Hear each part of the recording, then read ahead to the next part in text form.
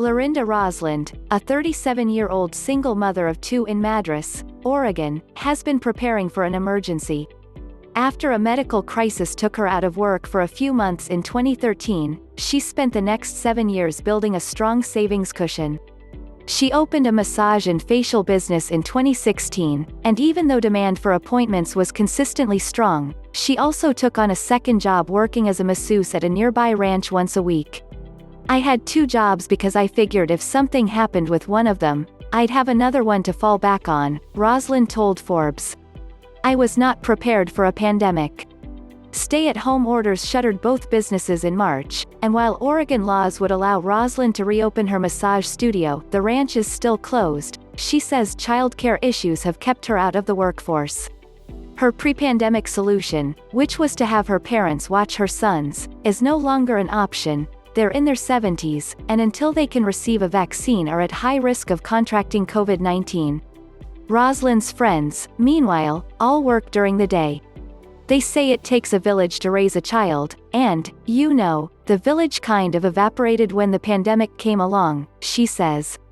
Roslund's reality will sound familiar to many of the 2 million women who've left the labor force since the pandemic took hold of America nearly 1 year ago, or to anyone who has talked to a mother, single or otherwise, at any point over the last 11 months. The demands of remote work and Zoom school have disproportionately fallen on women, pushing many out of the workforce entirely. And according to the jobs data reported by the Bureau of Labor Statistics Friday, this trend is not showing signs of reversing soon.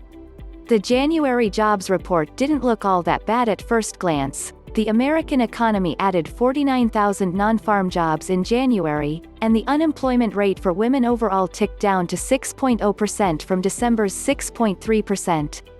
Of course, that figure does not account for the disproportionate effect the pandemic has had on Black and brown women, and the granular data shows a fuller picture. The January unemployment rate for Black women was 8.5%, and 8.8% for Latinas. And 11.3% of women who have a disability are unemployed, up from 7.3% 1 year ago. That the top-line unemployment rate ticked down between December and January is more a function of people leaving the workforce than it is a sudden reemergence of jobs, economists say.